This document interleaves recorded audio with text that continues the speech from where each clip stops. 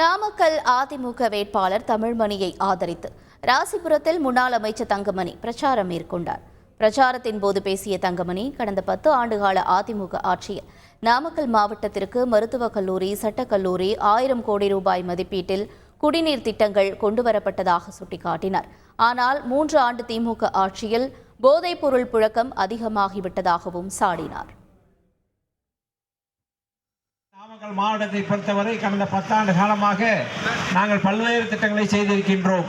ஆனால் இன்றைய தினம் உங்களிடத்திலே வாக்கு கேட்டு வந்தவர்கள் என்ன செய்திருக்கின்றார்கள்? நாங்கள் கொண்டு வந்த 1000 கோடி ரூபாய் குடிநீர் திட்டத்தை 40% பணியை முடித்ததுக்கு பின்னால் வந்து அடிக்கல் நாட்டி ஸ்டிக்கர் ஒட்டுகின்ற வேலையை எப்படி அவருடைய தலைமை செய்கின்றதோ அதே போல இங்கே இருக்கின்றவர்கள் செய்திருக்கின்றார்கள். 10 ஆண்டு காலத்தில் அவர்கள் செய்த சாதனை என்னவென்று சொன்னால், எங்கே பார்த்தாலும் கஞ்சா கிடைக்கின்றது, எங்கே பார்த்தாலும் போதைப் பொருள் கிடைக்கின்றது, எங்கே பார்த்தாலும் லாட்டரி டிக்கெட் கிடைக்கின்றது. இதுதான் இந்த ஆட்சியினுடைய சாதனை.